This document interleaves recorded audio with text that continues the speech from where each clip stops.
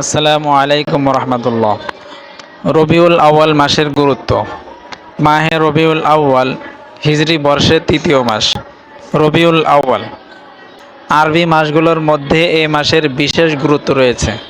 এ মাসেই সাইয়্যিদুল মুরসালিন খাতামুন নাবিয়্যিন হযরত মুহাম্মদ সাল্লাল্লাহু আলাইহি ওয়াসাল্লাম পৃথিবীতে আগমন করেন। আবার এ মাসে রিসালাতের দায়িত্ব পালন শেষে নিজ প্রভুর আহ্বানে সাড়া দিয়ে পৃথিবী থেকে বিদায় নেন তিনি। রবিউল আউয়ালের অর্থ। আরবিতে রবিউল আউয়ালের অর্থ প্রথম বসন্ত। বসন্তর আগমনে যেমন পুরনো পাতা ঝরে গাছে নতুন করে সজীবতা ফিরে আসে, ঠিক তেমনি মহানবী হযরত মুহাম্মদ সাল্লাল্লাহু আলাইহি ওয়াসাল্লামের আগমনে রহিত হয়ে যায় অতীতের নবীদের শরীয়ত, প্রতিষ্ঠিত হয় দ্বীনে মুহাম্মদ বা ইসলাম ধর্ম। রবিউল আউয়াল মাসের গুরুত্ব এবং ফজিলত। এই মাসটি বেশ কিছু কারণে গুরুত্ব এবং তাৎপর্য বহন করে। এর প্রথম কারণ হলো এই মাসে পৃথিবীতে আগমন করেন কুল কায়নাতের মুক্তির দূত নবী করিম সাল্লাল্লাহু আলাইহি ওয়াসাল্লাম। দ্বিতীয় কারণ হলো এই মাসেই আম্মাজান খাদিজাতুল কুবরা রাদিয়াল্লাহু তাআলা আনহাকে বিয়ে করেন। তৃতীয় কারণ হলো এই মাসেই মুসলমানদের জন্য সর্বপ্রথম মসজিদ তৈরি করা হয় কুবা নামক স্থানে এবং এটি ইসলামের ইতিহাসে নির্মিত প্রথম মসজিদ।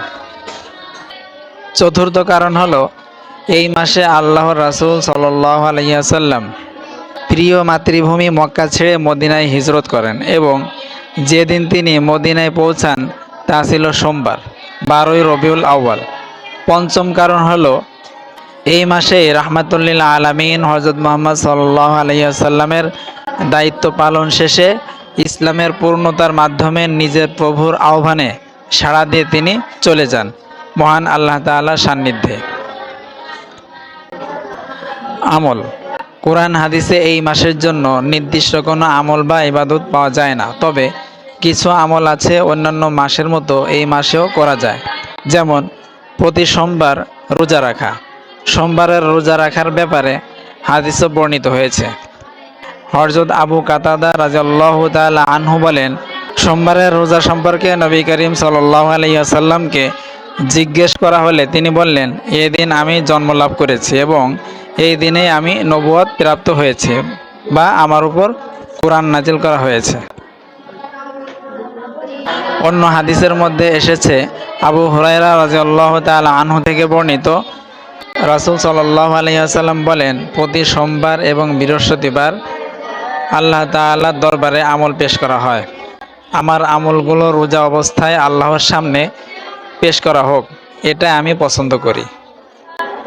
সুতরাং প্রিয় নবী হযরত মুহাম্মদ সাল্লাল্লাহু আলাইহি ওয়াসাল্লামের আগমনী মাসকে স্বাগত জানাই এবং এই মাসের খুশির পসরা সাজাই নিজের পবিত্রতা অর্জনের মাধ্যমে।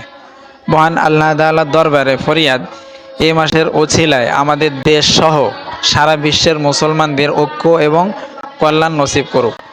আমিন।